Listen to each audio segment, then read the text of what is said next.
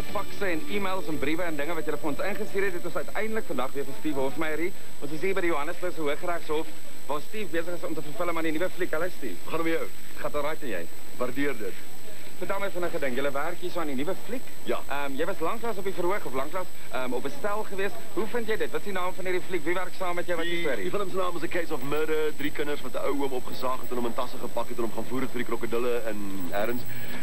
Hulle word gevang. Ek word hier skuldig bevind aan moord en ek gaan soos in al my ander rolle of uit die tronk uitkom op 'n stadium of ek gaan terug tronk. Goed, maar jy's 'n baddie. Bruce Byers is nie 'n patch nie. Dis hoekom my hare weg is en ek het 'n tattoo hier onder nie. Bruce, nee, niemand het 'n patch op die karakter nie.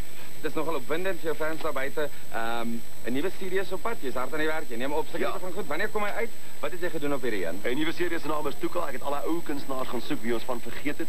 Soos ou Min Shaw, Jody Wayne, Bobby Angel, Peter Lotus, Tommy Oliver en ek doen hulle songs weer.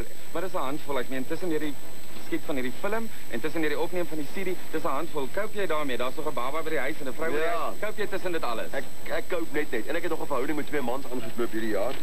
Genaamd Derek en Joos. Dis 'n helse lewe om te lei, jy weet, al die verhoudinge. Vertel my, ek dink Steve, die mense wat op hierdie fliek werk, is nice mense. Dis 'n lekker cast. Ja.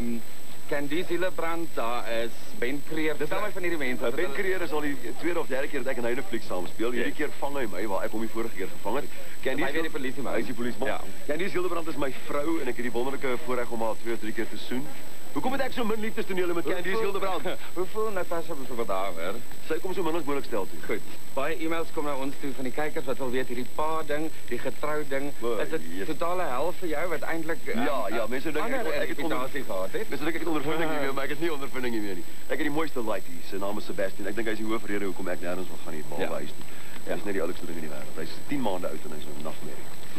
Laaste vraag. Hierdie mense rondom jou, mense is vatterig, mense is trekkerig, mense sê daar's iemand wat jy moet ontmoet.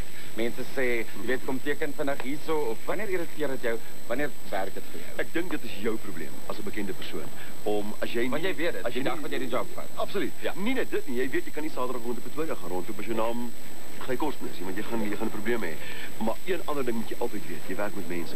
Jy werk met jou ewig nie. Jy kyk nie af nie, jy werk nie met mense wat nie talente het of nie verstaan nie. Jy is nie 'n god om jy daar kan vashou nie. Jy werk altyd met ander mense. So ek het nog net met mense. Ek hou nie eens van die woord fanclub nie. Ek het nie eens 'n fanclub nie. Ek verkies om met vriende, soos 'n vriendekring, jy weet. Ek so respek eerste, tweedens, dis jou probleem. Werk dit uit.